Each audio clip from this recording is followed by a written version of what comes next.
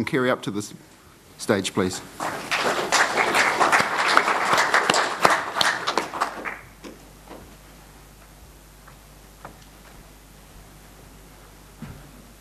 Thanks very much, Craig. Is everyone hearing me okay in the back there? Might just move over a bit. I was talking to Russell Prophet last night, and he said to me that everyone else has told a joke at the start, and I thought, oh, I don't really do jokes, but I can tell you a little story about something that happened to me a couple of weeks ago. It's okay, yep. So I was at the pub, and there was this chick there that was taking a bit of interest in me, and so I told her that I better that I could tell her birthday just by fondling her breasts. Now, she was quite interested in this concept, so off we went. And after about 30 seconds of fondling, she said, "Come on, hurry up, tell me what day I was born." I said, "Yesterday."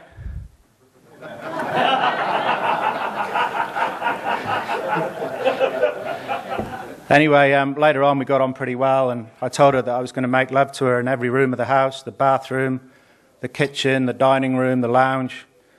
Anyway, when we got back to the caravan, she looked a bit disappointed.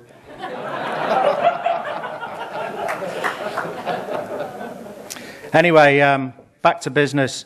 So Bill's brief to me was to talk about really what's happening, how we at Mount Linton use EBVs to produce cows for a difficult environment. And while Mount Linton isn't probably the most difficult in New Zealand, it's certainly right up there. We've got pretty steep country out the back. About 3,000 hectares, is completely undeveloped, grows about 2 tonne of dry matter with a very low ME. And that's basically where the cows live. So this presentation is really, I'm not preaching about what everyone's system should be, but it's what we do at Mount Linton. And I believe with, the changing land use in New Zealand from dairy to beef, from beef to dairy, all the beef cows are being pushed further and further up into the hills, and it's becoming more pertinent. So, and the other part of the presentation is about producing a niche, top quality grass-fed product for the premium end of the consumer market. So we'll get into it. So the biggest challenge at Mount Linton is, as I said before, it's our climate. And we've got, there are 2 diverse approaches, I think, towards the management of our cows. So the first one is a controlled input approach, and this is what I call the good time cows. So the on-farm practice is we manage the inputs and align it with the cow requirements. So in periods where the cows get a pinch, a feed pinch, we're feeding them silage or that sort of thing. Managing body condition, so we manipulate the body condition fluctuations. So same thing, we're putting feed in when it's required. And the differing selection emphasis from this is that there's a focus on production traits, so we can afford to be using cattle with big EMAs and high growth rates. And the result of that is the system efficiency produces higher productivity. So typically this management system has a real problem with fat. It's expensive to put on. You put it on and the animal goes to the processor and they cut it all off. If you couldn't do it any other way and we're dropping 10% in conception rate, then you have to have the fat there. If you can have a high yield and efficient cow, then it's the wrong thing to do for a seed stock producer to do, is to push for positive fat. The second scenario, which is what I call the variable input, and I call it the toughen up princess approach. So the on-farm practice is that cows graze available pasture and they must gain body condition when feed's available. So in terms of managing the body condition, you get greater fluctuations in body condition because you can't plug those gaps. So the cow's got to be able to live off the fat on its back and metabolize that to get back in calf and keep her own condition and milk. And the differing selection emphasis for this is that the traits that you're selecting for need to be resilient traits rather than the productive ones, which is getting back to the positive fat thing again. And again, the system efficiency is higher productivity from that animal, but again, this system generally leads to higher profitability as well in our situation. So at Mount Linton, we've studied what it costs us to produce dry matter during the year, and it's about 4 times as cheap during the spring compared to the autumn. This says a lot about when you have to put condition on and when you can let the cows coast through.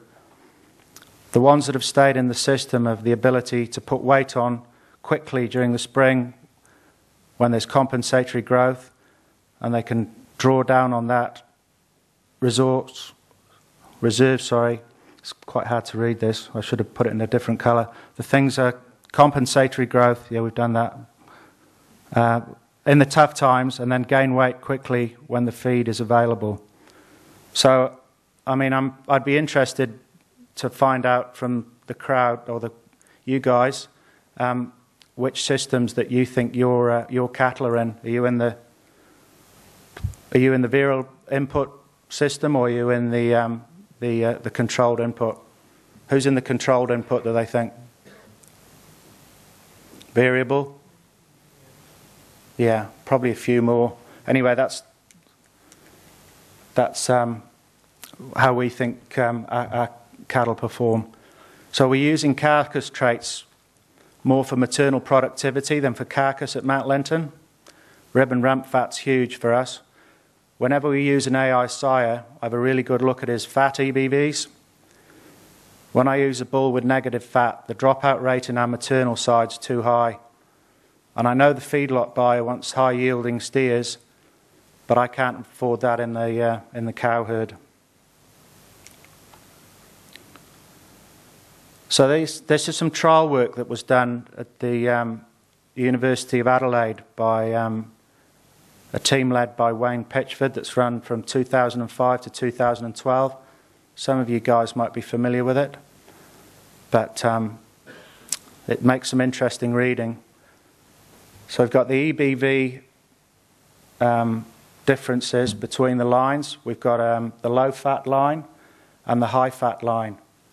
So this represents the bottom 15% and the top 15% of the breed. So it's quite, the contrast is and then that's the way it was designed to be quite different. So the rib fat millimetres EBV for the low fat was negative 1.4, and the high fat line was 1.1. I think the breed average for rib fat is 0.1, and for rump fat it's 0. So the rump fat, the low fat animals were negative 1.5, and the high fat lines were positive 1.3. 200-day weight for the low-fat animals was 41 kilograms, and for the high-fat animals was 36. And you'd expect that from the lean animals, obviously, with more muscle and higher growth rates. Milk was exactly the same, about 11, which is about breed average. Mature cow weight for the low-fat animals was 91, and for the high-fat animals was 77. Again, you'd expect that because of the growth, the correlation between the growth and the meat in the low-fat animals, the leaner animals. And the interesting one is the days to calving one, minus 1.9 from the low-fat animals, and 3.2, minus 3.2 for the high-fat. So the results were quite interesting. You've got the high-fat rib EBV animals, and age, they were 473 compared with 463 for the low fat, so there's a difference of 10 days there. The weight was 360 on the high fats compared with 364 on the low fats, which again you'd expect because of the growth, the leaner animals being a bit more growthy, so there's a negative 4 kgs there in favour of the high fat animals. And the raw data measurement on their rib fat was 4.4 for the high fat and 3.5 for the low fat with the difference of 0.9. And this is where the interesting data comes out, is in the pregnancy test results. At 6 weeks, the high-fat EBV animals, 77% of them were in calf, compared with 65% for the low-fat EBVs, so there's a 12% difference there. And then in 9 weeks, 91% of the high-fat animals were in calf, compared with 83% for the low-fat, so there's a difference there of 8%. The other interesting relationship was with the days to calving EBV. So days to calving, obviously, is how quickly that animal gets back in calf. So in a 6-week joining period, the heifers with a days to calving EBV of +5 had a pregnancy rate of 55%. Now, +5 is sort of we're at both extremes of the breed in terms of EBVs here. And in the same period, the heifers with a days to calving EBV of -7 had a pregnancy rate of 92%. So that's pretty stunning data, really. In a 9-week joining period, heifers with a days to calving EBV of +5 had a pregnancy rate of 70%. And in the same period, heifers with a days to calving EBV of -7 had a pregnancy rate of 98%. So it's some pretty strong commercial messages there from that trial work. Just going to do a bit of an experiment here. It might all just disappear on me. But anyway, the high-fat EBV heifers have more calves. We need to select bulls with positive fat EBVs and strongly negative days to calving EBVs. We need to grow our heifers to 350 kgs pre-joining. Actually, there's some more stuff at the bottom of that. And we need to grow them. We need to grow them to 350 kgs pre-joining. So, in summary, our focus needs to be on breeding cattle that lower the cost of production. The maternal efficiency and fertility has a very strong correlation with positive fats. That's in our environment anyway. And our ability to get 17 and 18 to 18-month cattle to market in a saleable condition and weight in variable seasons is critical to the success of our commercial business. Now, I fully understand the negative effect of fat in terms of retail beef yield. However, overall cow efficiency in the paddock needs some fat in the system. At Mount Linton, we've deliberately selected for high EMA to compensate for the negative effect of positive fat. But ultimately, it is a balance.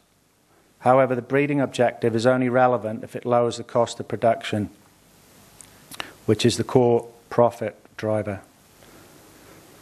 So, increasing genetic trends in growth, muscling, marbling and fat using EBVs is quite straightforward. Our challenge now must be to control the frame size of our cow herd, as this fundamental has a lot to do with how our cow herds handle the big variation in seasonal conditions. So we're striving to get cattle to grow very quickly to 2.5 years and then stop. And that's a huge challenge. That's our next big challenge in the beef industry, I think.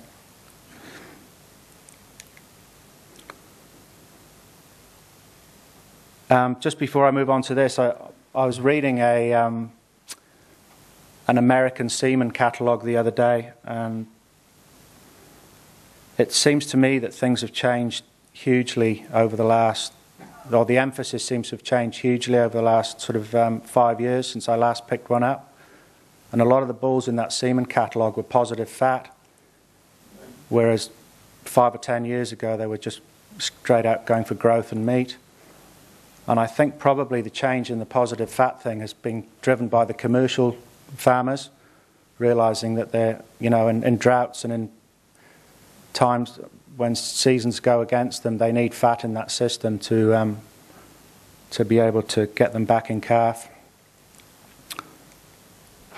So the genetics we need to, or the genetics we're using at Mount Linton to get to our goal, you'll see that the blue areas here are they're trait leaders. So this guy's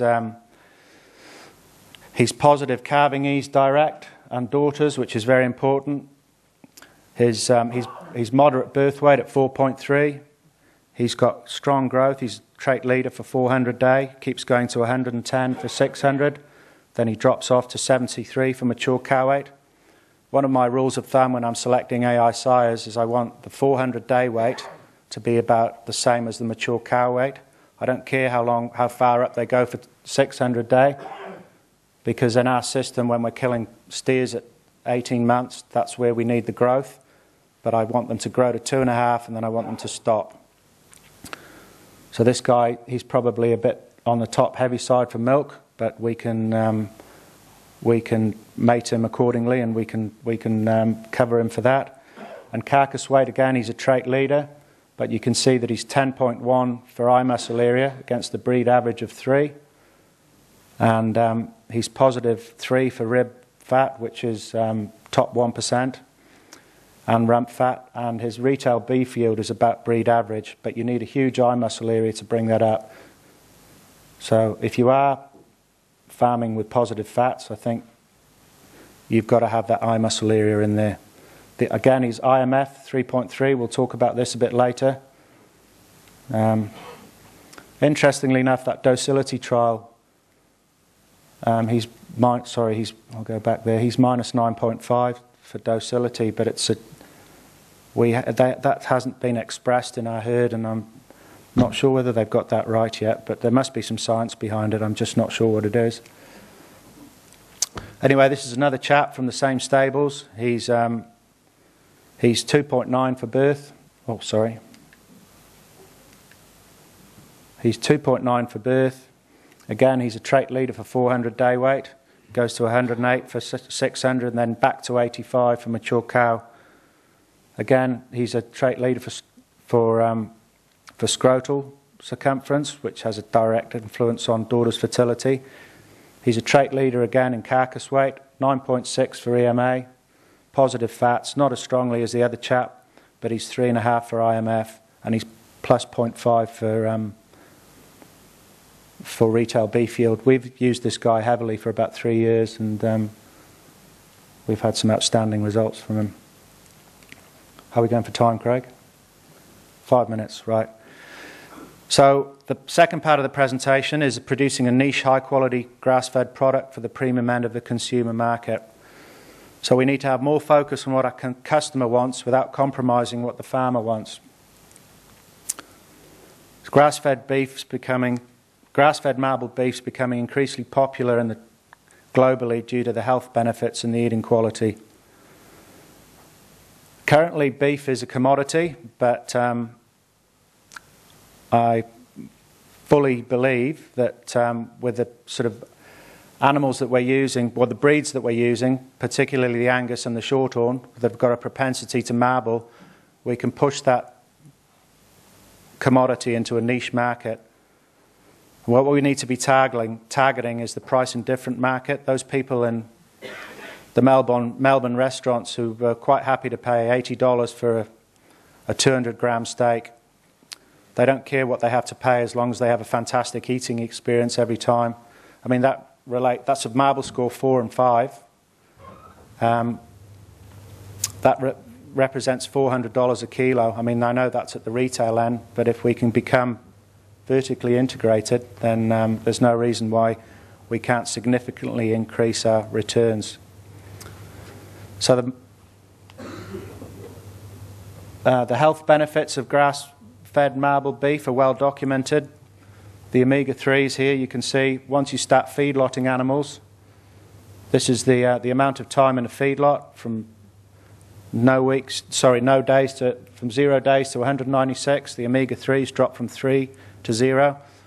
So the omega-3s are all the good fats. They get converted into omega-6s, and those are the bad fats that give you cholesterol and heart disease, and so there are significant benefits there. The fat content, which is quite interesting, and a 3-gram serving of grain-fed beef, you've got 8% total fat, and in the grass-fed animal there, you've only got, you've barely got 3, 2.5.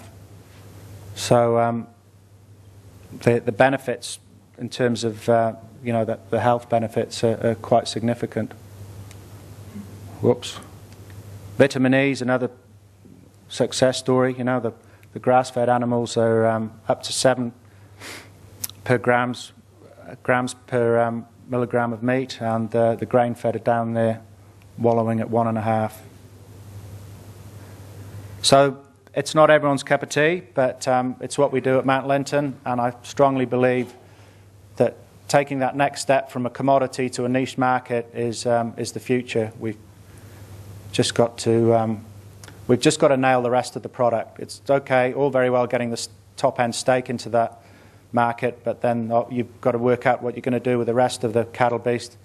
So we've been working quite closely with a meat company in Australia who are making sort of high-end deli sausages, meatballs, and the little mini pies for the first class in Qantas. So it's a slow process, but it'll. I really believe it'll get there eventually.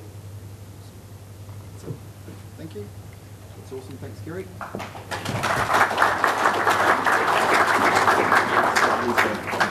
Just take a seat, mate, and just relax. Thank you.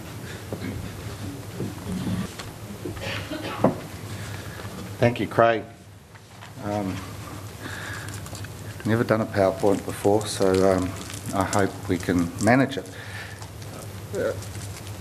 Can I just please, first of all, welcome the Shorthorn World Conference to what is my home patch, even though I'm 2.5 hours south of here.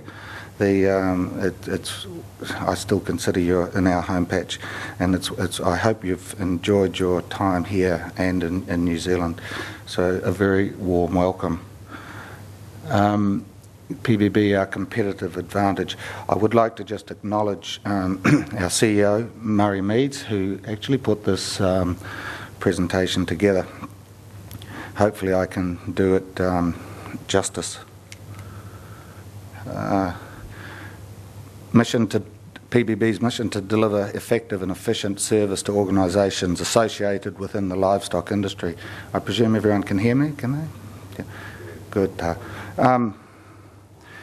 Just a slight break here. I did sneak in yesterday for a bit of the conference, and I was very pleased to see, I gather everyone can speak or understands English. Because you're a world conference, there's no translations. But about 20 years ago, Karen and I were invited to a dinner where the Russian Vice President was speaking, and we were seated with the Russian Minister of Agriculture. He was very, very interested in our New Zealand farming methods. And so I didn't really get much chance to eat, and we were sort of chatting, talking, and there was an interpreter there the whole time. Towards the end of the dinner, I thought, I haven't heard a lot of variation in what the interpreter said. I found out afterwards that what the translation that he had said was, "It's a load of crap so far, nothing worth translating." So I hope I do better today. Just a wee bit on us. The full name of our farm is actually Te Aotearangi Unapa. If I can, yeah, that translates to the Valley of Many Pa. And if you just see on the top of that hill there, that is an example of one of the Maori pas on our farm. We've got about 9 or 10 of them. It adds quite a bit of character to the farm. Our farm, you see there, that's our where we bound to the Tasman. A married couple that work for us have got a nice little cottage or batch, just a few bits of lean-to just down here. And that's the sort of country that we've got out on the coast. Back inland, our home, that's peat, sandy peat, which 25 years ago was about 20-foot high tea tree and all sorts. And last year, Karen and I were very fortunate to be awarded the Stake of Origin producer of the decade for the beef that we produce. That's enough of me. In 1996, a joint venture company was set up, which became PBB NZ, then Performance Beef Breeders, 50% Hereford and 50% Angus.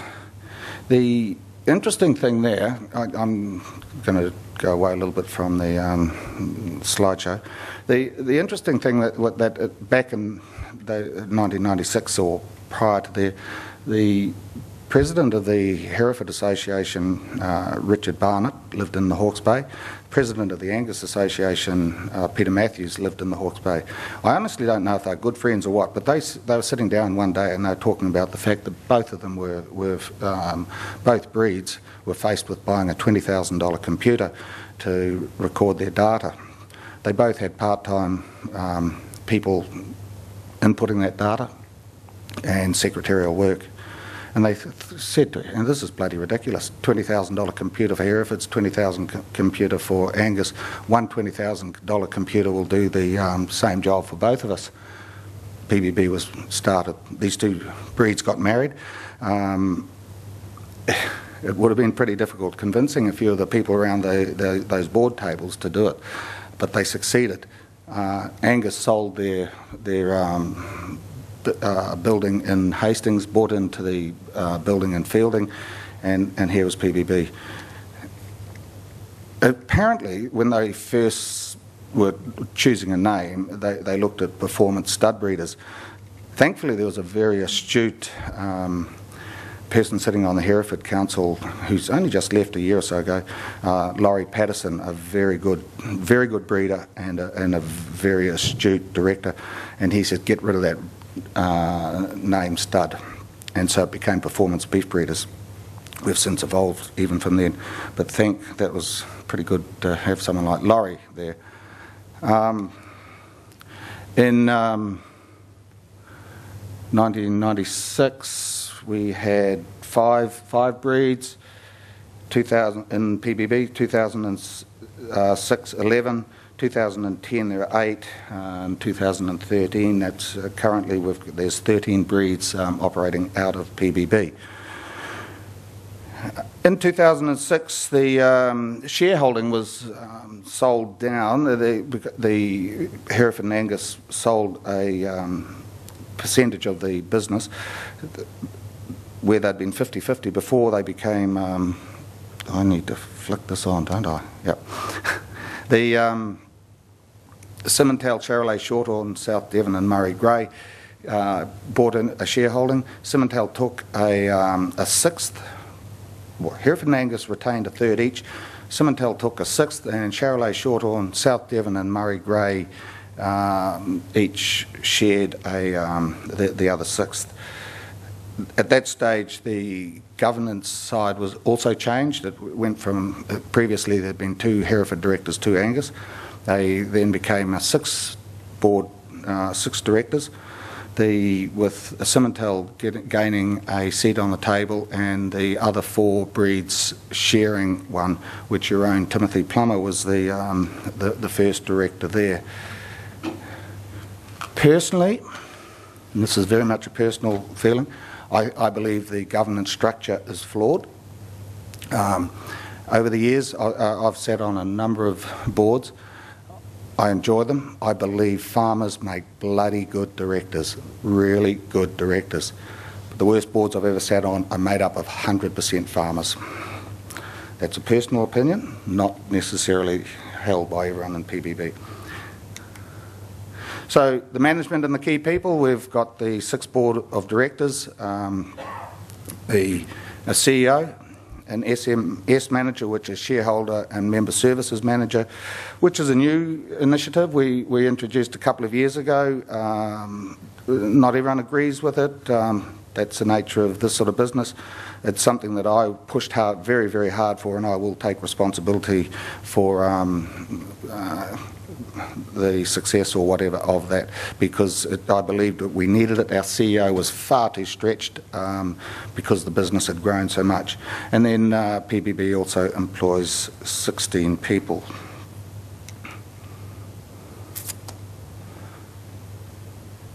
And breed plan, of course, is what we're really all about. And I'm sure everyone's very familiar with breed plan.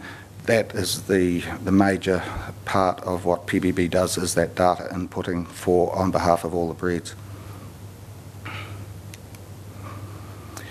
So today, PBB has 65,000 pre-listed dams, 1,000 members nationwide, 12 breed, well, actually 13, I said before, so slight change on that.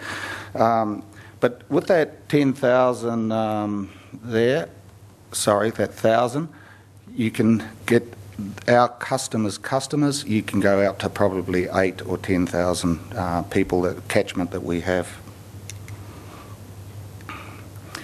Internet solutions, I don't know how familiar everybody is with that. But it's, it's a wonderful tool within BreedPlan. The latest introduction, they sold out, or BreedPlan, when they introduced the ILR2 system, one of the great things about that is you get monthly updates, so your information on EBVs are very, very accurate. There's no longer interim runs done. So it's a fantastic tool that we as stud breeders have. And of course that information is available 24 hours a day. It's really a very successful part of BreedPlan. PBB's services, initially the company was established to provide data entry, accounting, administrative services. It's evolved over the years considerably, moved into other areas. Some of our members would say mistakenly that we should have stuck with our core business. Everyone's entitled to their own opinion, of course. We are now quite heavily involved in project and event management. We run some of the things that we've evolved or got into are done for the benefit of breeders. Some are done for the benefit of the company. The Beef and Lamb New Zealand Expo, PBB runs that on behalf of the Expo committee. That does not make any money. It would cost the business. It costs PBB, if anything, but it's a service that everybody wants. Our NZBT Beef Genetics Workshops, which is a partnership with Beef and Lamb. We've been, a couple of years ago it was run at our cost, but now we've got very good partnership with Beef and Lamb, and that's an education, information transfer, etc., run throughout the country, and is very, very successful. We're also involved now for the first time with a Royal Show, which is going to be held in Fielding at the end of this year. That is very much a profit-making venture. It bloody well better be. In 1999, PBB introduced a graphic and website design, and it's a standalone business within our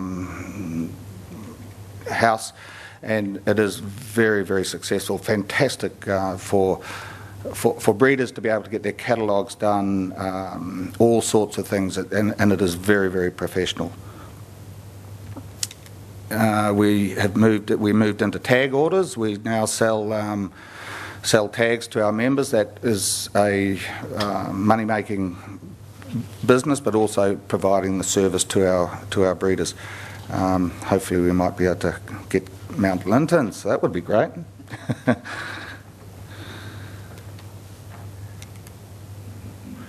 You heard a little bit before about. John mentioned the Future Beef NZ. Now that is one of the services that PBB contributes with not as money making. It's again would cost PBB money, but boy, what a fantastic program! You know, the people that are doing this, to see these kids. Some of these kids come out of school that have never been up to an animal.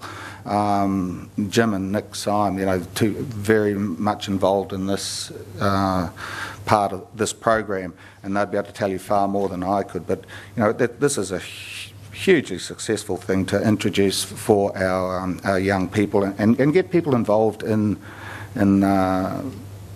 farm animals, etc., that might never do it otherwise. Within our house, we've got Beef and Lamb New Zealand. We've got 2 industry extension staff located there, and we also have another commercial business there as well. One thing that's not actually on the slides, I don't know, Timothy was 5 years ago or something, I think, we actually sold the old Hereford house, which PBB had been living in for 10 or so years, and we built a purpose-built building on the corner of Manfield Park, and that's a fantastic place to be, and that's where we're now housed, along with these beef and lamb people and others. In 2001, we got into the sheep business and bought a SIL bureau, Sheep Improvement. SIL. Sheep Improvement Limited. Yes, yeah. And it just ticked along for a number of years with not really going anywhere. But about 4 years ago, there was a bureau was up for sale, which we bought, and that has been fantastic, and it is profitable. Hence, as we now we're trying to drop the performance beef breeders and just be the brand PBB NZ, because we're far more than just beef. There's a potential of 400,000 animal idents within SIL. And I think we have about 100,000, which with that bureau that we bought a couple of years ago, so it's pretty good. NZBT, I touched on earlier. We've been involved in facilitating various parts of that, the development of beef class structural assessment, soundness, etc. Beef Technologies is just consistently going out there and trying to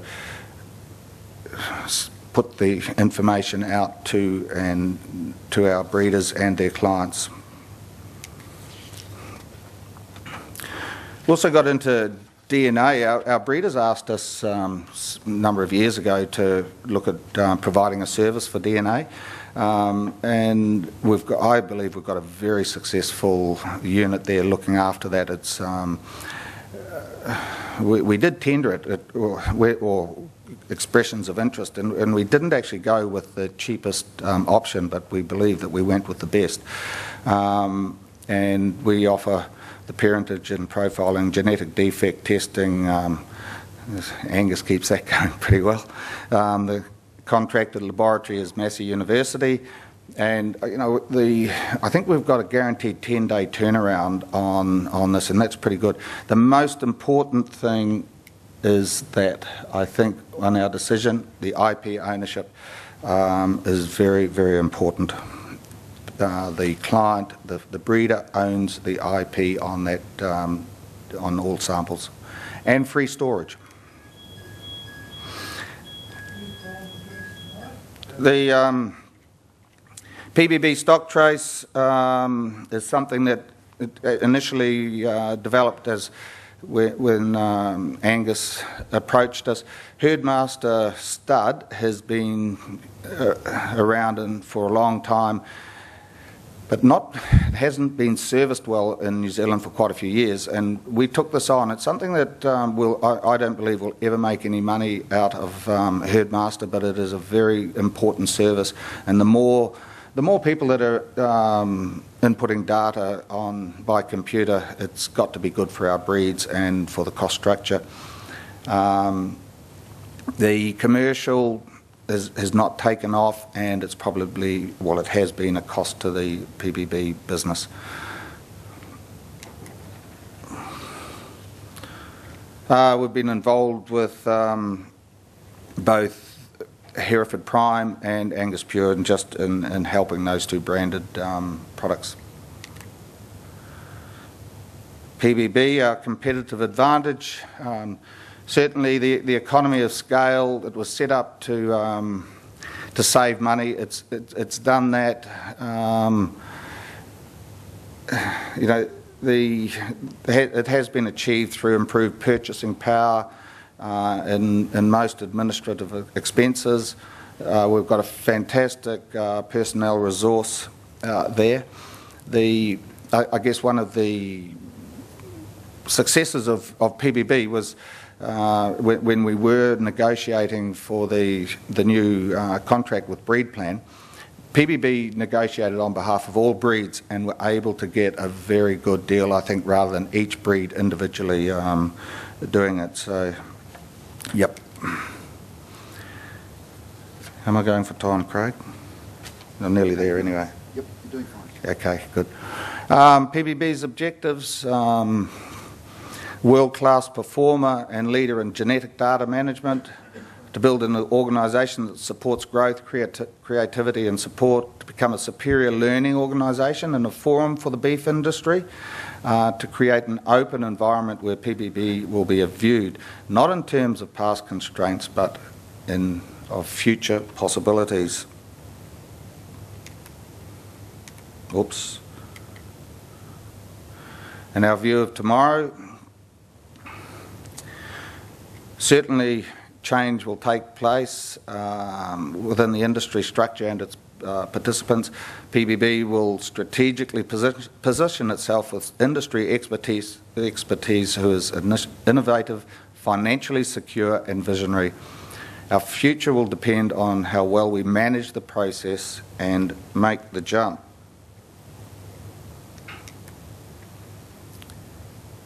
And innovation and promotion of continuous change, anticipation of tomorrow's needs, the ability to exceed the customer's expectations and imagination is the key to success. I might add also profitability as well. So thank you very much for this opportunity to present. The PBB concept is absolutely fantastic, I think. It was mentioned, I'm involved with Sport Northland, and the two concepts are very, very similar. You know, we've got, with PBB, we're looking after the 13 breeds successfully in one house, and with Sport Northland it's a case of all sports being looked after, and we've got a sports house down in Whangarei which is very much the same as PBB, and I think pretty successful. So just to close, I'm looking out there.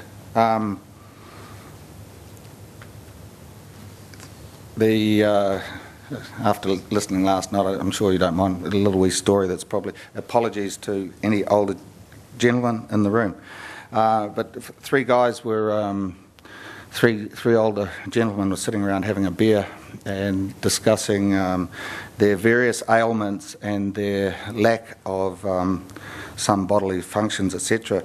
And the 70-year-old said to the other two, he said, "You know, I've got a bloody problem." He said, I wake up at 7 o'clock every morning, and he said, it takes me 20 minutes to have a pee.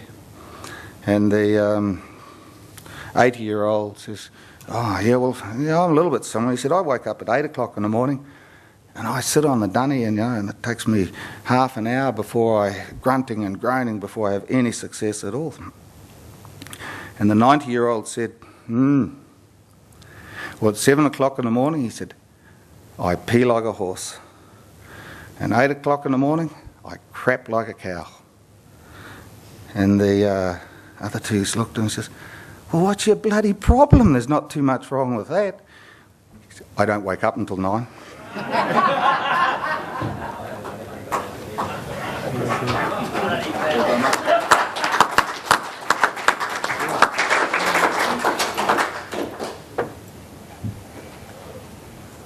Thank you. I've been invited here today to talk about the economics of beef breeding cows and particularly crossbreeding. So I do apologise, most of my research is working with Angus cows, so most of my pictures will feature black ones, not red ones. But lots of the principles apply, universally across breeds. So today I'm going to talk a little bit about the sources of income you get from a beef cow, the costs of the beef cow, and then some particular advantages of having beef cows, and then some ways you might go about improving efficiency of your beef cows, and then a bit about crossbreeding and heterosis. So what does the beef cow earn? Well, New Zealand's average beef cow, according to Beef and Lamb New Zealand's economic service data, produces for you 0.82 of a weaner calf per year. That calf grows at about 0.8 kilograms per day from birth to weaning, so if it's born at 40 kilos, it will be about 200 kilos at 200 days of age. And that represents about 0.3 kilograms of calf per kilogram of cow live weight. And the only other thing she's got to offer you is a carcass at the end of her life. So what about a high-performing cow? These cows are based on data from the Beef Focus Farm project, where they had several herds producing more than 0.92 of a calf per cow per year. Those calves were growing at 1 to 1.2 kilograms a day, so at 200 days of age would be closer to the 260 kilogram mark. And those cows therefore were weaning 0.48 kilograms of calf per kilogram of cow live weight. And these farmers were able to show fairly convincingly that their beef herd was quite profitable. So if that's what she earns, what does the cow cost? Well, pasture mostly, and lots of it. So the beef cow, her main feed requirement is for maintenance. So just maintaining her body, letting her walk, letting her graze, letting her turn her tissues over on a daily basis. And maintenance is a function of live weight. So a bigger cow has a higher requirement for maintenance.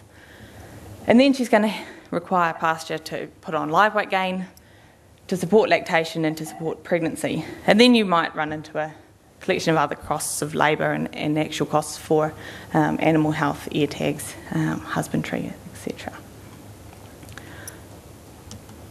So putting some numbers on it, fairly difficult to do because every farm's going to have a different value for their feed, what they value their feed at, and who knows what dollars per kilogram live weight you're going to get for a weaner calf at the sale on a particular day. But New Zealand's average cow probably eats around 3.3 tonnes of dry matter in a year, compared to a high-performing cow closer to 4 tonnes. If I said 10 cents a kilogram dry matter feed cost and $2.50 kilogram live weight for a weaner calf, you'd be looking at about $80 a head margin for New Zealand's average cow. So $80 a head versus $208 a head for a high-performing cow. So a feature of a beef cow is her efficiency, or perhaps more appropriately, her lack of efficiency. In a beef system, 70% of the feed required to grow steers to slaughter at 300 kilograms carcass weight is actually used by the beef herd. And 70% of what the beef herd eats is used for their maintenance, which means that in that system, about half of the feed consumed is actually being used by the breeding cow to maintain herself. So I think biologically they're reasonably inefficient animals. If you compare, to a sheep who might have 2 or 3 lambs, the beef cow has got some biological restraints. But I'm going to talk shortly about some ways that you could go about improving that. But I'd also like to point out that the beef cow offers some pretty good advantages, particularly in our sheep and beef systems. So this graph here shows, it's collected from a focus farm in Northland, and what it shows you is the feed quality over the year. And the blue line shows you the grass eaten by every other class of livestock on the farm except the breeding cows. So the technicians went into the paddock, every paddock that had stock in it that wasn't the cows with calves, they took some pasture, and they assessed the quality. Now, those animals were mostly eating pasture that was well above 10 megajoules of ME per kilogram dry matter. So reasonably good pasture. Certainly it showed fluctuation over the year, but what you'll really notice is that the beef cows, so the green line, that was the sample taken from the paddock that had the cows with or without calves at foot, through the whole year sits below the rest of the stock. They really are doing their job of cleaning up the rank pasture. Now, as you know, it's fairly dry at the moment. We've been taking pasture samples from our research farm at Masterton of, what looks to the eye to be pretty rank standing hay. And it's coming back with an ME value of about 9.5 megajoules of ME per kilogram dry matter. So 9.5 is about here somewhere. So these beef cows are eating way below that for most of the year. So what's special about the beef cow is that she's able to actually perform eating, in a lot of cases, some pretty rubbish feed. And there's been various attempts by scientists to try and quantify, well, what if you fed that kind of quality feed to something else? How would that perform compared to a beef cow? And that's when the beef cow generally comes out looking like a pretty good animal. Certainly you couldn't feed that same feed to ewes with lambs and get the same kind of performance that we do see from a beef cow. So she has a pretty special role. The other thing she does that's pretty clever is she's able to buffer winter feed shortages from her body condition. So you can put condition onto the cow when you've got feed available, and then come winter when you're running short of feed, you can take that condition off her. And there's been studies to show that spring calving cows can lose up to about 10% of their autumn live weight, which is almost a whole condition score, without affecting their productivity the subsequent season, provided that they regain this prior to calving. And Steve Morris reckons that that's equivalent to about one big bale of hay per cow that you wouldn't have to feed out by instead being able to feed them sub-maintenance and take that condition off them. So I think that's pretty impressive when you think about, a whole herd of cows equates to a pretty big hay shed.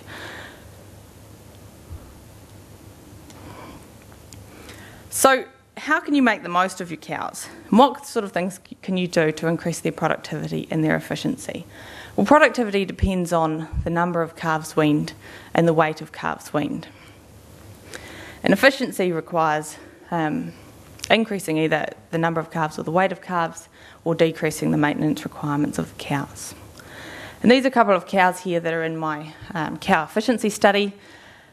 Both cow and calf pair have about the same total live weight, but I think it's quite obvious that the cow with the brown calf, a considerably greater proportion of that total live weight is in the calf rather than in the cow. So certainly a more efficient animal with the brown calf. So what sort of things can you do to increase number of calves weaned? Well, New Zealand's national calving percentage has actually hardly changed since I was in school. We know we can do things like play with the condition of the cows at mating. We can make sure our heifers are adequately grown when we put them to the bull. We can make sure we've got sound bulls. There was some research 5 or 10 years ago that showed the scientists went into the commercial herd and they did service testing and semen testing of existing commercial bulls and showed that about 1/3 of them were actually subfertile. So checking you've got sound bulls is reasonably important. You can address disease problems, making sure you're not losing calves through fetal losses and abortions. And you can think about the management and terrain that you're grazing your cows on, both at mating and at calving. But one point that I like to make is that for an awful lot of farmers who are still calving their heifers first when they're 3, they can tinker with the calving percentage of their mixed age cows all they like. But the huge improvement offered in those kind of herds is actually calve the 2-year-olds. And that's going to bump up your calving percentage far more than any tweaking of your mixed age cow calving percentage.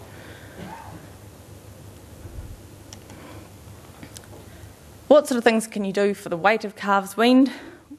Well, obviously you could look at the growth potential of the calves. And that might involve thinking about the breed, but certainly involves thinking about the breeding values. So selecting within whatever breed you've chosen for animals that are going to perform in your environment and produce decent calves. You could also think about the milking potential of the cows, and again that can be a breed thing or an EBV thing. And another thing that's quite important, all the genes in the world aren't any good if they're not fed. So you need to be able to feed them to reach their genetic potential. Now, decreasing live weight of the cows is going to increase your efficiency, but I think it's quite important here to emphasise that I'm not talking about skinny cows. Smaller cows, not skinny cows. And again, this is something you could be looked at within breed and by using breeding values.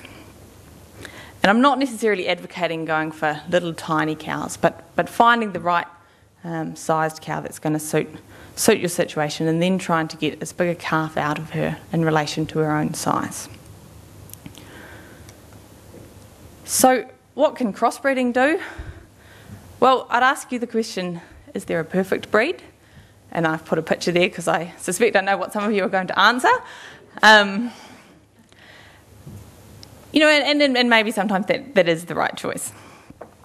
But I think most breeds have a scenario that they fit.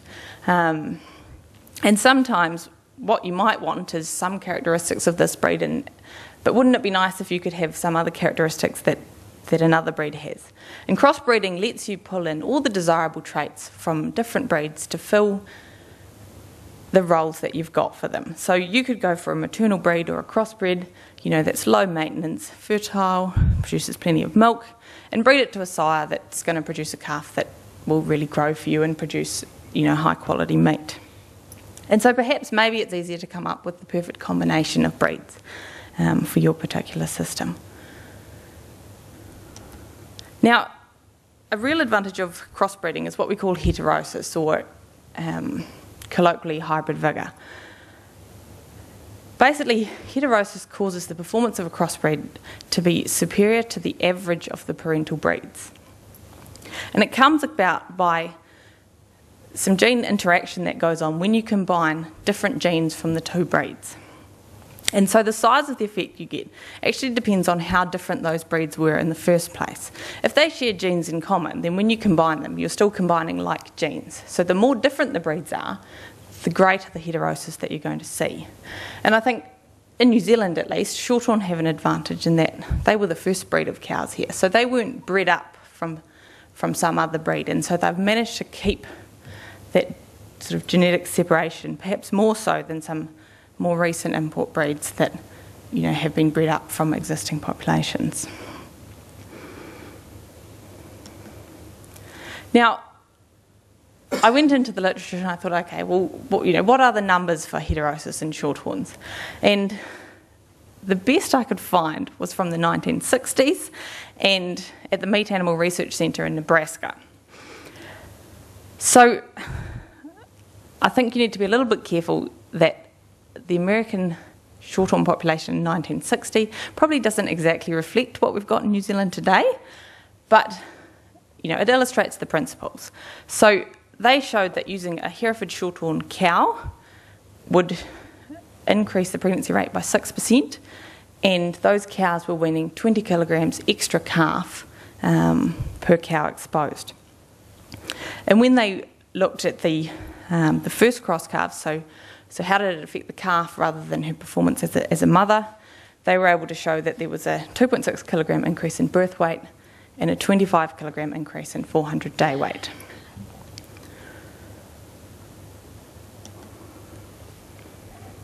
They also compared Angus, and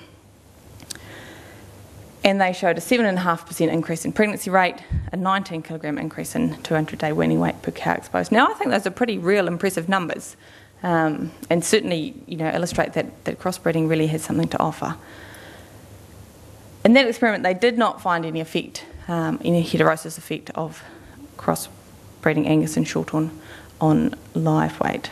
But I flew in after Kerry Lewis's talk this morning, and from what I understand, he was showing some advantages of an Angus crossbred here in New Zealand. So that's probably more up to date than 1960s Nebraska. But the principles are the same, and I think you have to look at the populations that you're considering crossing. One of the difficulties with heterosis is that because it requires the animal to have genes from those two different breeds, it does decrease with interbreeding and with back crossing. So you can generate your first cross animal and it will have 100% heterosis. You've then got to make the decision, okay, so are you going to breed it back to one of the parental breeds, in which case it will maintain only 50% of that heterosis, or do you cross it with another crossbred animal?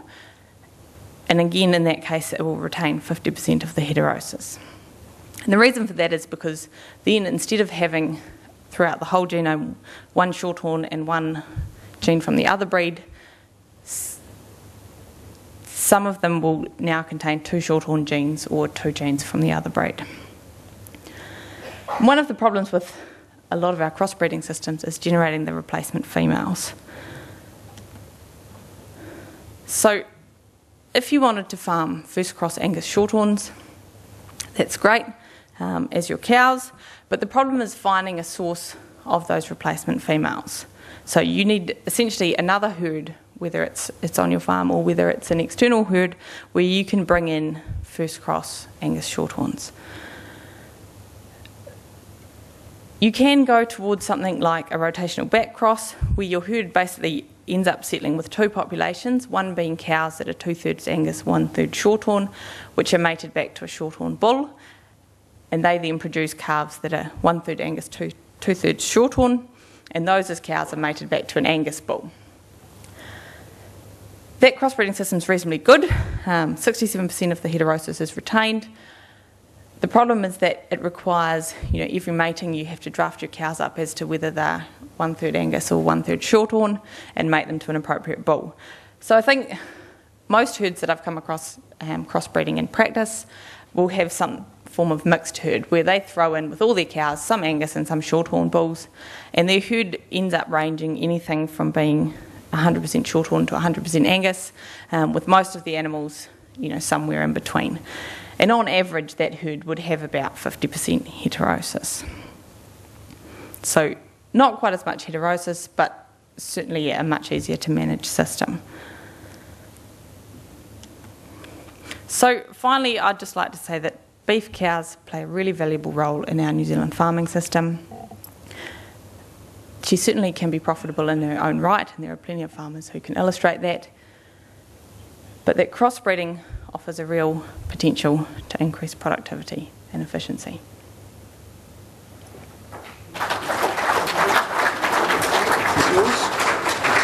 Thank you. Sit wherever you wish. And do you want water? Yeah, do actually. Down there too. Thank you. Hello, Bones. Here we go. Right. Well, great to be back. Following on Ted's story about his 101-year-old whaling captain, reminded me a lot of the story about the Bankstown Airport in Sydney, and all the aviation community there had one of their great pets was this old tomcat, but he was a bit too good at his job, and there were kittens turning up all the time, and they said, look, we can't destroy him, we'll take him. They put him in a bag and took him to the vet. Necessary operation was done. Kitten population dropped to zero virtually overnight. A few months later, boom, kittens everywhere. And they said, well, it can't be the old fella because we had him trimmed up. So they're trying to work out what was on, and someone suggested, well, why don't someone hang around on a moonlit night and just see what's going on around the place in the dark? So they hung around, and sure enough, here one night they're looking up between two hangars in this beautiful moonlit night, and here's the old tomcat up on the tub, and all the younger tomcats in semicircle around him. And he's berating and telling him all about it. The moral of the story, of course, is where you've got the knowledge but not the wherewithal, you become a consultant. So, not that I'm a consultant, but anyway. Okay. Look, in giving this talk, which the slides I did for last night, I thought long and hard about this because the talk I gave yesterday was really let fly and see where we end up. But this talk, as those who read the Drover's Journal would realise, I was not apprehensive about giving it, but I was apprehensive about what the content would be, because it seems to me, as I said yesterday, if we've got a group of people who travel all around the world to come together at a function such as this, whilst the camaraderie, etc., is critical to it, there's also got to be a degree of honesty. And the question that Judy put to me to talk about now is where to with Shorthorns. And it was a little bit of a conundrum, because if it wasn't looking too bright, how do you actually say it's not looking too bright, etc.? So what I did, I wanted to meet people, talk with you, and just get a feel for it and listen to the speeches and the various addresses that came through, and get a sense of where we're going. So, yeah, so this is how I see it, rightly or wrongly. First quote I want to use is one by Napoleon, that leaders are dealers in hope. And that's what we've got to be. And I'm treating you as leaders of your countries, insofar as Shorthorn cattle, obviously, because the message you take from here back to your country is going to dictate to a certain degree or greater degree what happens in that country with our particular breed. So, first of all, let's have a look at Shorthorns. Now, until Ted spoke this morning, that was valid, but Ted sank my story a bit because South Africa has gone back. But having said that, and seeing this as a family, then it's up to the family. When one member's struggling a bit, it's up to the rest of the family to pitch in and help. So I think we've really got to be trying to help the South African Shorthorn breeders in a number of ways, get that market share back again. And market share was what I was alluding to yesterday. But by and large, our product, we've maintained our market share, or we've increased it to a greater or lesser degree. One of the things that frustrates me is that breeders of our breed are invariably nearly apologetic about breeding Shorthorns. You go and ask a crowd of people, what do you breed? And the Shorthorn breeder invariably will be the ones who breed Shorthorns, instead of saying with pride. And yet you look at the bottom of that sticker there, all those, and I've got the good professor here to pull me up with a jerk if I'm wrong, but all those traits on the bottom of that slide are all traits that make money for producers. You've got fertility, marbling, growth, docility, mothering, milk and carcass. All absolutely key traits to making $1 hour or peso or whatever out of beef. And yet we've got the product, but we nearly apologise for breeding it. We've got to get on the front foot, team.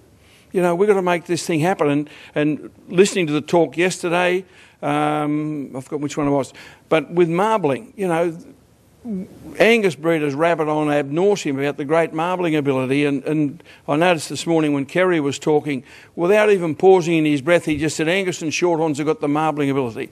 Now, he knows that because he's been working with them at Mount Lytton. But we haven't picked up on that yet. In Australia, with the EU, which is much to do with the marbling market, we've still got to get our fellas to get their bums into gear to appreciate that fact and start marketing it. So the question then coming back is, so what needs to be done to correct this situation? And I think there's three things. We have to create leadership, we've got to tell the story, and I think there's a far greater role for the World Shorthorn Council. So taking the leadership content first, I mean, one of the perils of leadership is that sometimes you've got to do things that aren't necessarily popular, but you've got to do them to make it. And I'd like to publicly acknowledge now, as many of you would realise or have heard, there was the family in Australia got a bit ruckus with each other there a couple of years ago and had a brawl. And except for the fact that Richard Ham took over as president, the Shorthorn breed in Australia wouldn't be there. Simple as that. The old saying, cometh the man, cometh the hour, was the case with Richard. Now, he's a pretty laid-back, quiet sort of bloke. His next banker, so he always looks at dollars instead of everything else. But without Richard's leadership and guidance through that pretty hairy couple of years, I only came on the board in Australia last year, so when all the shit hit the fan, I wasn't there, which is a bit strange for me. I normally seem to be in the middle of it. But it was Richard's guidance that got the breed through and has got Shorthorn beef back on a level keel, financially as well as other things. We've got a lot to do, admittingly. But I just really wanted to acknowledge Richard's leadership, because I think the history of Shorthorns in Australia down the track will treat him a lot better than probably the history of Shorthorns is at the moment. The other thing we have to do in Australian leadership is sit down and work out how Shorthorns all come together. Keep their own registries, but we come together. To me, it is absolutely ludicrous through the eyes of a commercial breeder to go to a royal show and see Australian Shorthorns, beef Shorthorns and Shorthorns being judged and trying to convince them they're different breeds. It's all bullshit. They're all the same cattle. They've got horns, they've got different traits or whatever. So we, in Australia, we've got to sit down and do a bit of that. Leadership, I think, also involves driving people. You've got to have people to drive it. You can't can't sit back and just wait for things to happen. A very good friend of mine who's a vet, who's also very cynical, reckons he knows what dog's going to come into his surgery when he looks at the owner. He reckons people and dogs look the same. And I think we've got, as Shorthorn breeders, we've got a lot of the traits of Shorthorn cattle. We've got docility. It takes a fair bit to get Shorthorn breeders pissed off. And I think whilst that's a wonderful human trait, it's also frustrating because we need to be getting out more, becoming more vocal. And that leads to the second point about tell the story. We've got to tell the story on Shorthorns. As Professor said, Shorthorns were here originally in Australia, in New Zealand. What did you say? They didn't have to be... They weren't bred up. They weren't bred up, correct. They weren't bred up. And so much we take for granted is a news story to cattle producers. And if we took the bottom of that... I'll just go back to that slide. If we go back to the bottom of that slide, and they're the things that we start thumping all around the world about what the Shorthorn traits are, and then we do it well enough, and it doesn't have to be expensive exercise. That's what I was alluding to yesterday with the internet. But we've got to tell the message. We've got to make it happen, get out there and get it to go. And that means having articles in little godforsaken newspapers across Australia and America or Canada or Ireland or whatever. We've got to be actually chasing business. Business doesn't come to us easily. Business is ultra competitive. Listening to the PBB talk this morning, this is an ultra competitive business in pedigreed cattle now. And if it's competitive for the pedigreed breeder, it's even more so for the commercial breeder because they look at the bank balance. And unless the bank balance stacks up, they're not going to be in whatever breed it is. We've got the point there. The greater role for the World Shorthorn Council, and I'll readily admit I was pretty much oblivious to the role of the World Shorthorn Council. Put a conference every 3 years, that was it. But the more I sat here yesterday and the more I talked to people and the more I listened to opinions, and I suppose following on a bit about my talk with emails and internet and all the rest of it, we really have to drive the World Shorthorn Council, and that is no way a reflection on what's happened in the past. Please don't take it as that at all. But the World Shorthorn Council is obviously a small organisation working on limited funds, so we as members of the World Shorthorn Council, if we're going to make it happen, we need to do it.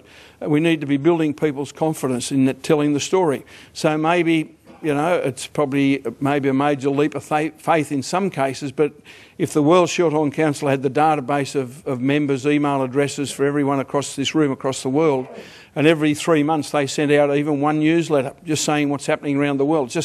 And I know it works because I do it in the Drover's Journal, simply to find something to write every Sunday. But if it was coming from the World Shorthorn Council, and that's a bit like the parents telling the kids what's going on when they're away at boarding school. And I think that's something we have to look at pretty closely. We've got to change our culture, and I think this is a major issue, from being maybe winners to winning expectation. As I said last night, and I wasn't being a smart-ass when I said it, the expectation on the rugby field of the All Blacks is that they're going to win. The expectation of everyone else is they hope they can beat the All Blacks. And that hurt a bit saying that, but it's truth. But it is, that's the reality of it. We've got to change the culture of our breeders. Instead of being apologists, they have to stand tall when they breed Shorthorns. But we've got to give them a reason to stand tall. As I said yesterday, it's in a lot of cases like wearing a blue suit and wetting your pants. It gives you a warm feeling and no one notices. So we've got to get out there and be able to show that to the people why they should be backing Shorthorns. Because everyone, I don't care who you are, everyone likes to back a winner. And if people can be perceived that Shorthorns are now on a winner, and we've been here for 200 years in New Zealand, we've had a hiatus period, membership numbers have dropped back, but that's no reason to say, oh, it can't happen. It can happen. Everyone that's concerned with Shorthorn cattle all get out of bed in the morning, go to the toilet, have a shower and go to work. They're all human beings. So we can make it happen. We just got to believe in it. We've got to bring our people with us. In the Second World War, my father was in the 9th Division in the British 8th Army that fought Rommel in the Western Desert. He was a rat of Tobruk. And one of the men he admired most of all was his enemy in Erwin Rommel, because every time they caught Germans, the German troops spoke of Rommel in near, heroic terms, but adoration of the man. And such was it apparently when he was forced to commit suicide by Hitler that the 8th Army actually sent a plane over Mannheim, where he's buried in Germany, to drop a wreath. It all worked out that he wasn't going to get shot down. But the point was that Rommel took his people with him. He told them what was going on. Montgomery did the same thing. They knew what was happening. We, as executives or power people within a breed in our country, we also need to let our people know what we're doing, and more importantly, why we're doing it. Because it's all too easy to accept negativity. And things that piss me off in life are people that lie and people are negative. Just, let's make it happen, but bring our people with us. Make them feel part of it. And that comes back to communication. It comes back to emails. It means turning up at, every time an envelope's opened, there's someone there who knows what's going on to be able to spread the message. And as that message gets better and better, and we've seen a real rise in Australia in the last 18 months when we've started to get some really solid feedlot wins.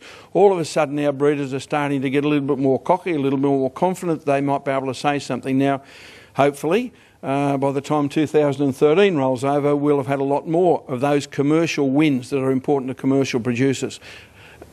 But as you get your own results in your own countries, for goodness sake, tell us. Because, speaking now as editor of the Drovers Journal, if I get something from Charles in Argentina that says Shorthorn's had a big win doing something or other commercially, I'll run it.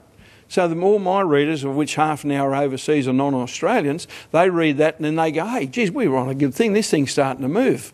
So it's all perception, because perception's reality. But we've got to bring our people with us. We've got to give them ownership of the breed. The big trap breed societies and businesses fall into is that they don't give the people working for them. A definition of leadership given to me some years ago by a fellow Carlos Maresca, who's probably one of my mentors in public speaking. His definition of leadership was having others do what you want for their reasons. Right? So we need to be able to get the people who breed Shorthorns to come with us because of what they want. And if they can get that, then we're going to get our position as leaders of the breed to make it not only a profitable but a climbing up the ladder of success. So we need to understand about what they want in the breed. We've got to communicate with them. If you're going to be a committee or a board or a council that sits up there, God-given rule, I'll tell you, you're about to fall arse over because the people won't go with you. But you get them involved in it, and what they say may well not change your mind, but they feel like they've contributed to it. And that's a critical part of it. And especially, you look at sporting cultures, how many teams around the world, be it rugby or soccer or whatever, have had a pretty ordinary career, and all of a sudden a coach gets hold of them and he starts to listen to them, and they feel like they're putting input. When they have a win, they think it's because of what they inputted. It was probably because of the coach's skill, but they believe they were the ones that created it. And it's just an almighty powerful force. Saying there, apparently it's an old Alaskan saying, unless you're the lead dog, the view never changes. So unless you get the front, you're looking at another dog's arse all the way through the trip. So unless we become the lead dog, we're never going to have a different view. And we can become the lead dog. You see, that's, there's a wonderful series of ads that I think Bert's got on the American Shorthorn Association ads at the bottom of it. This will please all of you Angus fellas there. But they are fallible. I mean, I can remember back in I've been auctioneering 50 years in June. It was half a century. Jesus, I'm starting to slide. How old are you? Yeah, not 50, are you? No, that's right. Yeah, I remember when. It's, but when we used to sell, in the days when Sydney Royal Easter Show was a proper bull sale and there were 600 odd bulls went up for sale over 3.5 days, the half day was comprised of Angus, Devon, Santa Gertrudis and a few Charolais, and we used to joke we'd sell them by the tail. You pick them up and sell them by the bundle because they were little cattle. The Argentinian factor that I think Ted alluded to earlier on. Now that breed has gone in that period from there to being market leaders. Now somewhere along the line someone clicked into gear and picked up and marketed a lot of the traits that Shorthorns have got anyway. Is that a fair comment? Yep. Thank you, Professor. but that's the point. We've got the bloody traits here. We don't have to reinvent them, for God's sake. If it was something we had to pull out of a hat, that's a different story. And dairy Shorthorns or milking Shorthorns, to me, are absolute symbol of that conundrum in the breed. Now, I talk dairy Shorthorns in Australia to some of the Shorthorn breeders. Oh, mate, I don't want them to bugger up my EBVs. And yet here we are, if you've got a lack of milk in your herd, here's the solution. As you said, we don't have to crank them up. They're already here, we own them. So why don't we blend in more with what we've got? Here's my frustrations with the dairy Shorthorn blokes, and I'll probably get thumped after this talk for this. But, as I understand it, in Australia, we've pretty much got a core left of pure dairy Shorthorn blood, and I'm happy to be taken to task if I'm wrong there. So instead of saying, let's keep it together. Why don't we market it? Why don't we push that as being a font of the purity in the world? And once again, the internet, I think you may have discussed it with barriers coming down on semen trade or whatever else, these sorts of things. Yeah, the world is changing fast. Unless we change with it, we're not going to be there. And as I see it, and I'm not a prophet of doom by any stretch, because I think the breed has an enormous future, but we've got a time span. Unless we can make this happen in 3 or 4 years, then we are on the roll. And that's not meant to put the wind up you.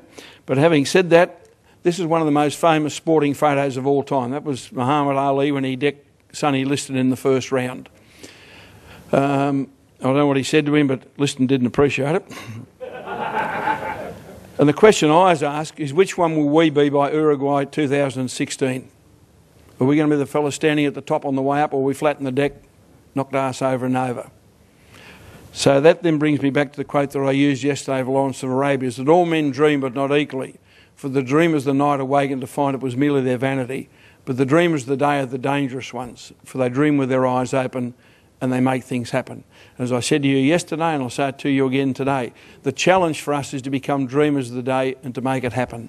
Because we can do it, we've got the product, we've got the people with the belief, we just need to get more fire in them and become more active and positive. And I'd also like to, in fact, that's the end of my rattle, but to thank Bill and Judy and the committee here. What has been an absolutely fantastic conference. I mean, I wasn't on the tour part, but everyone I've spoken to has had an absolute ball, as you would expect when you're in New Zealand. And I dipped my lid to the quality of the speakers and just the whole organisation. It's been fantastic. And thank you very much for inviting me. I've had a great time.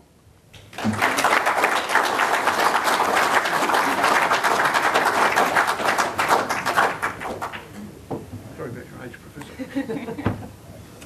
Tony, right next one.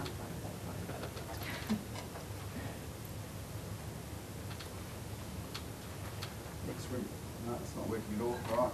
Next we're moving on to the invitation to 2016 World Conference on Uruguay. I think there's going to be a presentation put forward on the screen. I've offended you. Oh, he's gone. He thought Tony was going to sell him something.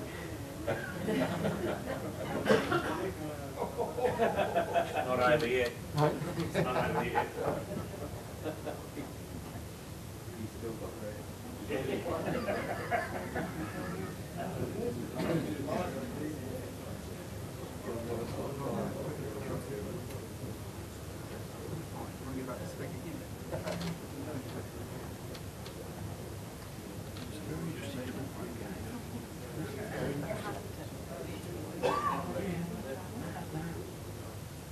Come back to the commercial realities, you know, and your point, so many people see small cows as skinny cows.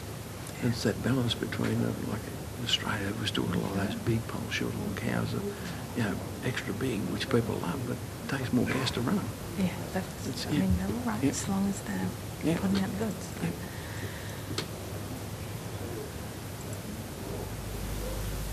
While you're waiting, can I ask Rebecca a question? Yep. Oh. Rebecca, outside shooting 90% of consultants, what do you think the single most important or successful thing we can do to increase the breeding cow population in New Zealand? There you go. That's a tough question.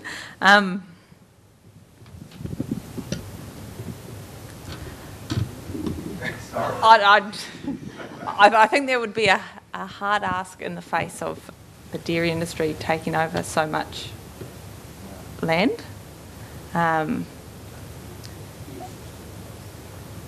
So I don't know whether there is a role to increase it so much as at least to hold its, you know, and the land that stays in sheep and beef cows would be holding its position in the sheep and beef cows. And there's an awful lot of sheep and beef farmers going to dairy heifer replacements, and I think it's illustrating that the beef cow has a job, and she does that job better than anything else. And I think it's something that on the easier country perhaps there is ways around it and other things that can do that job, but on a lot of our country where, and more that's where our sheep and beef are being pushed to because of the dairy expansion, there's nothing else does that job like a beef cow. But I sort of went into the literature and I thought, well, let me find some comparisons, you know, so that I can show you this is what a sheep would do on the same conditions, this is what, you know, a Frisian bull would do, and I couldn't find them. So, you know, maybe putting some real numbers to that would be worthwhile, but I know there are a few people who have tried. Thank you, Craig. It was down to me, apparently, to summarise what's been going on the last 2 to 3 weeks. It's been a marathon in some instances, but it's been most enjoyable. 2.5 weeks ago, we all drifted into Christchurch over a few days of time spread, and we got everybody together there, and then we had a look around Christchurch. We set off around the South Island visiting various herds and resorts. Tekapo's scenery and Evan Gibson's drive to realise the Irishman Creek Station's potential will stay in my mind. Through Queenstown to the underground power station at Tianea, on to Mount Linton, where the scenery, the people, the stock and the program are all of the highest standard. We had some herd visits up through the South Island to Picton. Some people had a fleeting view of penguins. Most of us only got to do Sally's impersonation. They were pretty good. They had much better results in Kaikoura with whale watching and observing seals. The ferry was late, which allowed the South Island economy to get another shot at our overseas tourists take some of the money before it got into the North Island. The North Island trip showed us the true extent of the dry and its effects, and I think you'll all agree the cattle proved how well Shorthorns can cope with such conditions. They were a credit to their owners. We were treated to some wonderful cattle and industry activities on farms throughout the north, and the hospitality was fantastic. We experienced our local Maori culture and heritage before moving outside our comfort zone and into Auckland. It's definitely outside my comfort zone. It was a relief for me to get back on the bus and up through our north visits and into this beautiful spot here. Then once we got settled in here, we've had the conference here, which I've thoroughly enjoyed. I won't go into detail on the country reports, all very interesting to hear. Some reporting a steady as she goes and same old. Some have to deal with political issues, as in Argentina, which can make life difficult for the locals there. It helps some of us in exporting countries. Some other countries showed steady progress. But then we have the UK report with its fantastic growth and enthusiasm from Frank. They're reporting on their commercial link with Morrison's. That's definitely a world-leading format for us all to learn from. Fantastic to hear.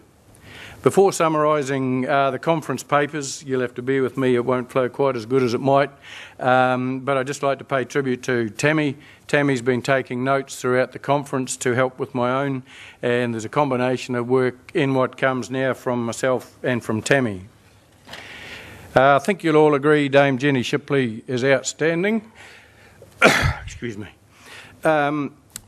Yeah, once you get into it, when her involvement in Asia is second to none as far as New Zealanders are concerned, and her comments on there and what we need to do to achieve the market that is there and add value to our product, the wellness concept, and the way that resonates with what the customer wants, not what we necessarily want to achieve.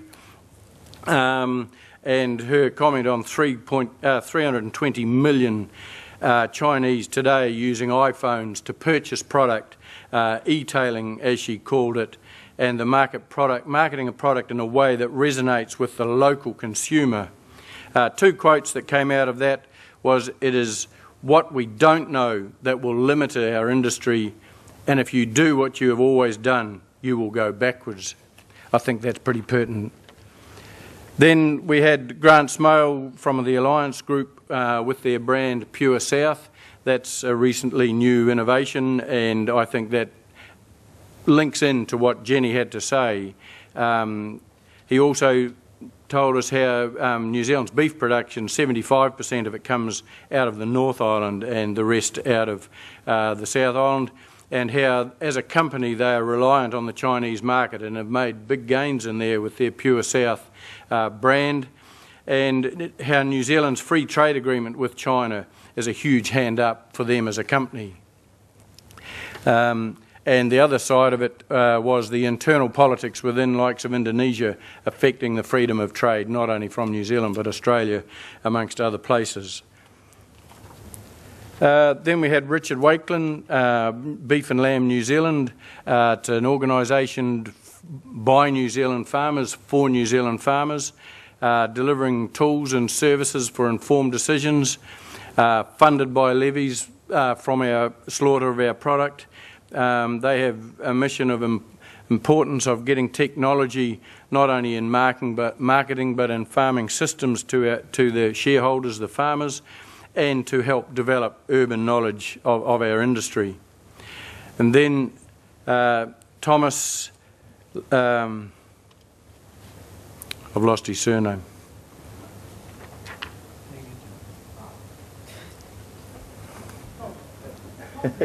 Power, sorry, can't read writing. Thomas Power.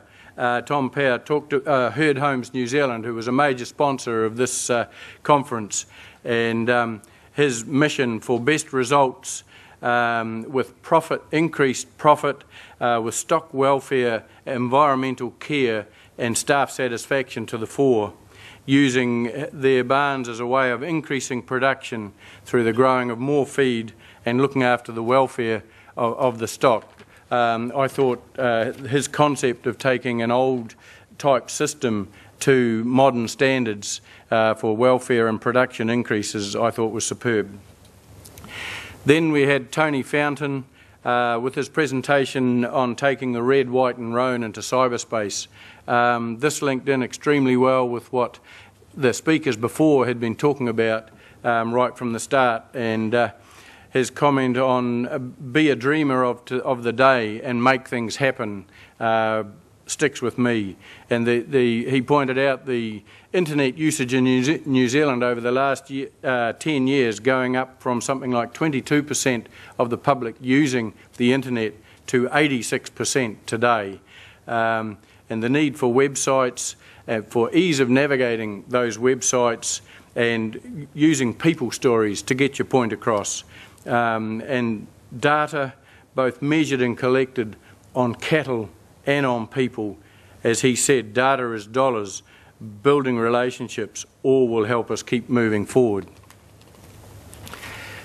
Then we had Mr. Mike Cotton from Ingham's, who have been a supporter of our conference, talking about nutrition and their calf rearing systems and the improvement in performance with the use of their systems and their product, and certainly the rearing of bobby calves out of our dairy industry is a significant part of our beef industry, and we ignore it at our peril.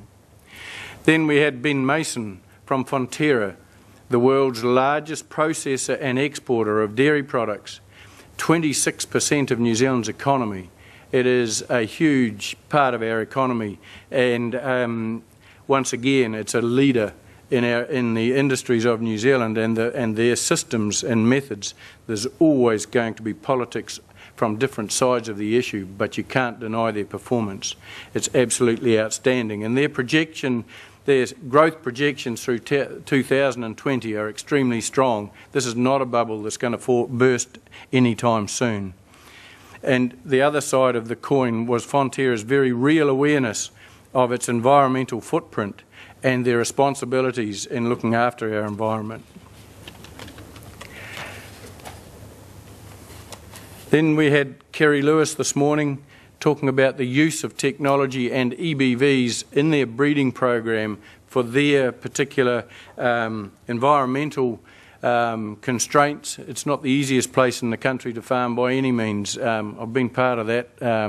I don't think I've ever been as cold as I was the one day we were there.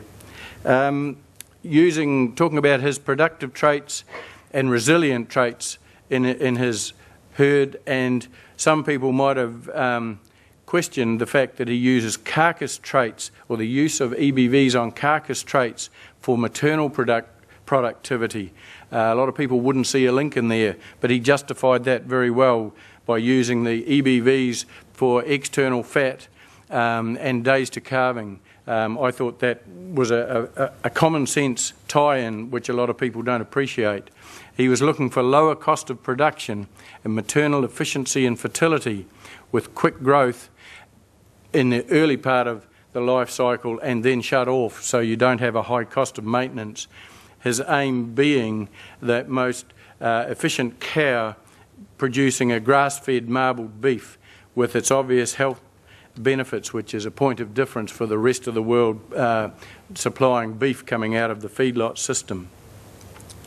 Where, at this point too, probably mention, as everybody's aware, the help that Kerry has been to that the trial with his cows and the Shorthorn crossbreeding. He's been a fantastic supporter. Then we had Chris Biddles give you an outline on PBB, Performance Beef Breeders, and its role. I believe in the concept.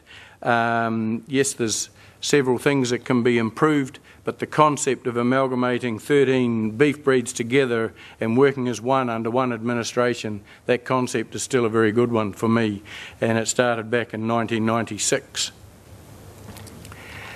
Then we had Rebecca here, who I've had the pleasure of working with on some of her research and scanning their steers. It's always a pleasure to go there, and to have somebody in the research side of things in our universities prepared to do beef research is fantastic, and we thank you for that, Rebecca.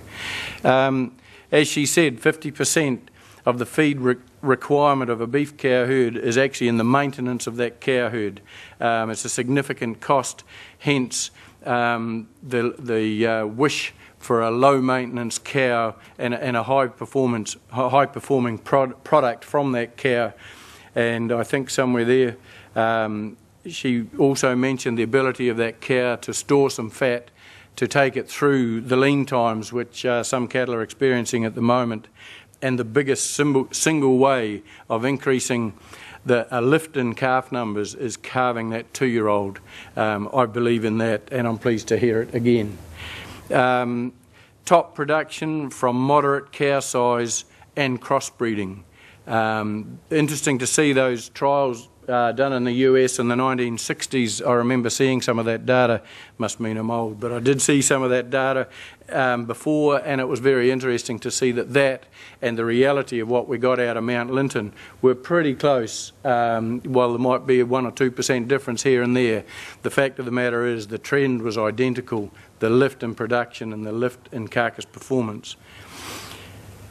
So in summing up briefly, to me, and then we had Tony again on what some things that we can use to help our organisation go forward. And I think social media, full technology use, crossbreeding, all seem to me to be our way forward.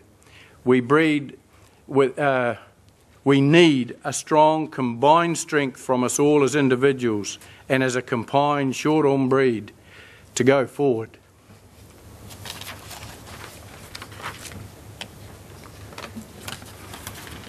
Thank you.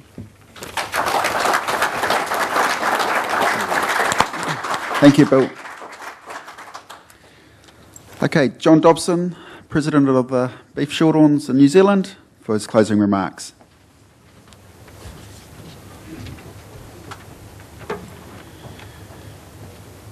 Once again, this is my last time.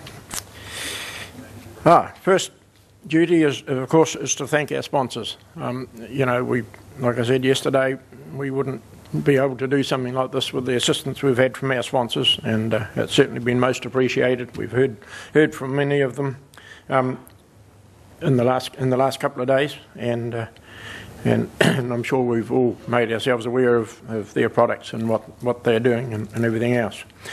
Next thing, I guess, in the tour is to thank our hosts on our tour around the country. There's a lot of effort goes into hosting people and the group. Personally, you know, we found it a great pleasure and a privilege, and I like, as I said to someone the other day, it's an opportunity of a lifetime, and it was a real privilege for us to do it. But we thank those people that did make their farms available, and that. So that's when I was travelling up to Christchurch 3 weeks ago. Geez, that's a long time. I was on the plane and I was reading a farming magazine, and it was a report on somebody that had organised a short couple of days farming tour around a few things and a few farms, and he was getting some advice from someone who had done it, and the joker said, well, you know, he says it's getting the group together and keeping them together. He says it's a bit like herding cats. And the advice he was given is, well, feed the bloody cats and they'll behave a lot better. So we've done our best to do that. And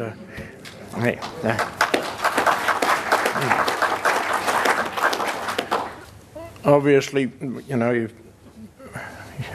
the planning for this has gone on for 4 years. You know, we knew before we went to the UK that this was likely to happen, and we had planning in place.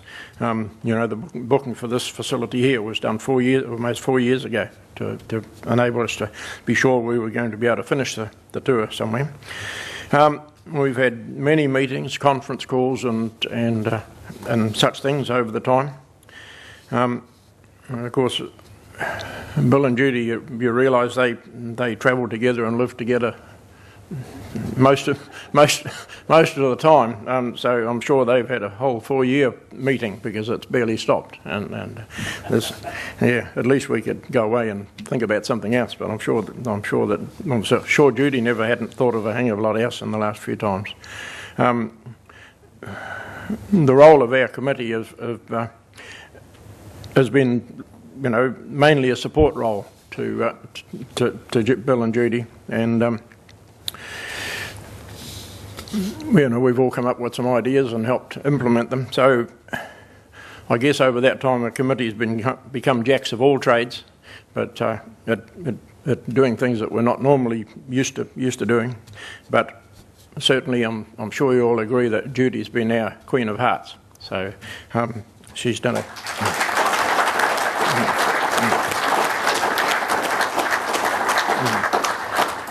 So an opportunity will be given tonight at our dinner tonight for further accolades and anything like that. All right. Thank you very much for attending, and we'll look forward to seeing you all again tonight at the thing, and hopefully some of you are in Uruguay in 3 years' time. Thank you. Before we head off for lunch, everybody, 2 p.m. in here, the World Shorthorn Council meeting.